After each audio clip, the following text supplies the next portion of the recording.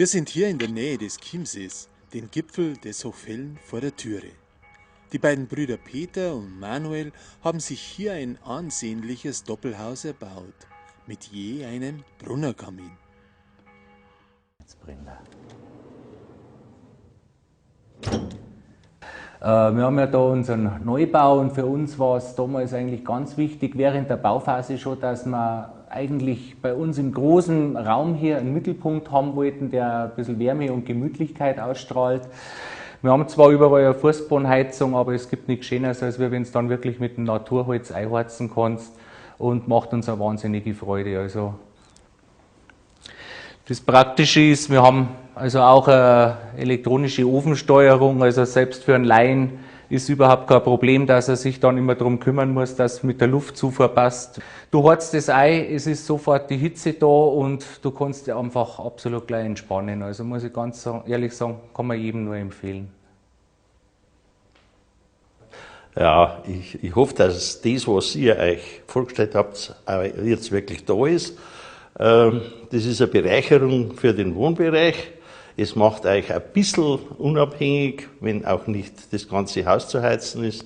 Und die Stimmung im Wohnraum ist natürlich eine ganz andere, als wäre es ein künstliches oder gar nichts. Ja, also dann braucht man natürlich ein bisschen Technik zu dieser Sache.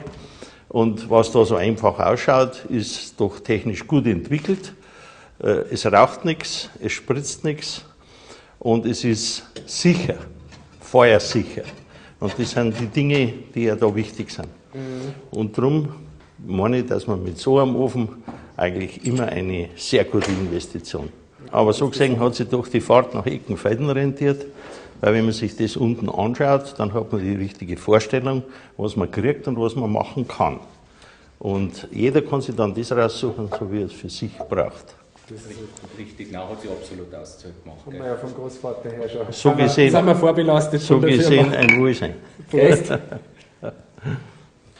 Bei mir daheim stehen 2 Brunneröfen, aber Grundöfen und natürlich in anderer Machart, Kachelöfen, klassische Kachelöfen, aber die erfüllen ihren Zweck ganz genauso. Und wenn ich diese klaren Linien da herin anschaue, dann ist das was anderes, wie wenn ich eben mehr traditionell in die Bergtrimbau und mir da natürlich mehr so diesen alpenländischen, die Gemütlichkeit bauen. Ja, für das haben wir ja das